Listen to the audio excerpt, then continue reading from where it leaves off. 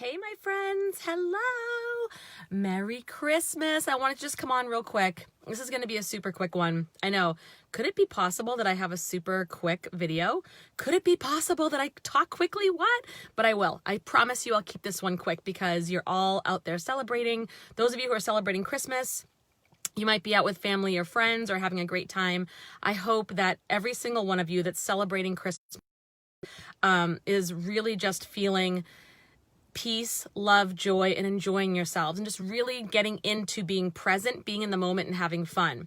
I am actually in the car. I am just leaving to go get my older children. So I'm meeting their dad and picking them up. So I wanted to give a little special message, a special message to those of you who have done this before. Either you're new to this, where maybe you have a recent separation or a recent divorce, and you're in the process or having the first time experience of splitting a holiday, which is really hard. So of course I'm saying Merry Christmas to everyone. If you're not celebrating Christmas, I am honoring you and holding space and hoping that you're having a beautiful day full of love and light.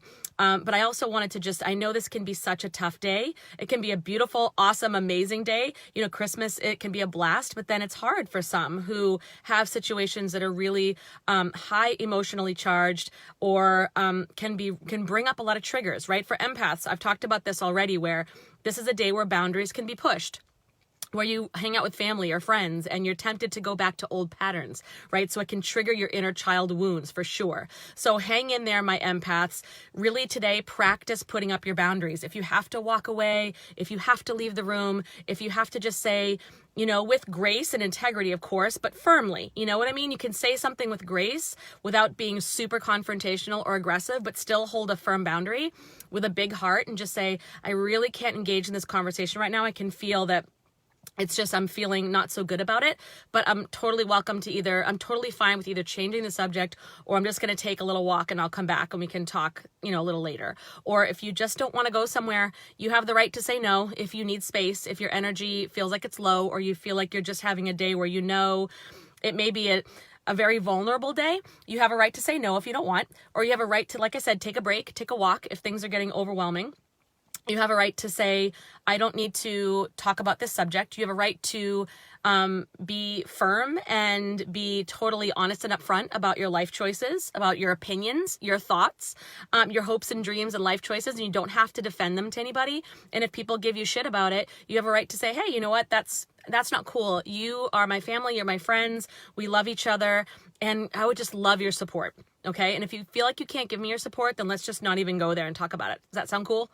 Right? You don't need their support. You don't need their validation. You don't need their acceptance. You're absolutely whole. And I'm going to go as far to say you don't need their love. And I don't mean that in the sense that you don't need love at all and you're not loving and you're not opening yourself up to love. You're not open to receive. Of course you are. You're available to receive. You're available to give. But it's not a need. It is just a beautiful bonus, and it's a life choice that you choose because you want to go out and connect on a deeper level with people. But you are already whole and complete, so remember that. So you don't totally need to have that, kids. Kids have been up since 4:30. They've been asking me all sorts of questions, and it's like, Chris, hold on, buddy. All right, here comes one. So just wanted to remind you of that it's okay to put up all those boundaries, and it's okay if you feel triggered and go home and process and feel and cry and feel all the feels. For those who are splitting holidays, I just want to say, I love you. I'm holding space, and I know it can be so hard, especially if it's your first year. My first year of doing holidays separate, where if you're splitting custody, one parent has, kids for Thanksgiving, maybe one parent has the kids on Christmas Eve and then Christmas Day. My first year not having my two older kids first thing in the morning on Christmas Day, I was devastated. I was all by myself in my house, literally, legit. That was 10 years ago. I was by myself in my house, just weeping, sobbing on the floor. It was one of the worst feelings. I'm not going to lie. I'm not going to sugarcoat it. And it felt horrible, but I allowed myself to feel the feelings. I allowed myself to process it. I allowed myself to move through it. And then I was ready to just receive them with so much joy when I saw them later on. But it did hurt. And over the years, we've gotten used to it. And, we've made we just, I mean, it's all in the approach, right? It's all in the approach. If I approached it like, oh my God, this so sucks and this hurts me so bad and this just isn't right, then not only does that make me have a terrible holiday and bring my vibrations so low, it also affects the kids because they can feel you, they can sense you. And so they're just as confused too, and they're just as probably hurting too. It doesn't, it's not comfortable for them to have to split holidays, even though, yeah, you get 2 houses, extra presents and all that. But truly, and in the heart, in the soul, it does hurt everybody. Even though if the separation, the divorce is really for the best in the long term, it's hard. So I'm just holding space and love for you and saying, just hang in there, my empath friend. Do all of your extra self-care rituals. Allow yourself surrender. Allow yourself to feel all the feelings. You are right and valid for how you feel. And just allow yourself to go there and process. And then just have your self-care be so ramped up. If you have to do 10 rounds of sage, 5 bubble baths, take a nap for 10 hours, whatever you have to do, give yourself permission to do so.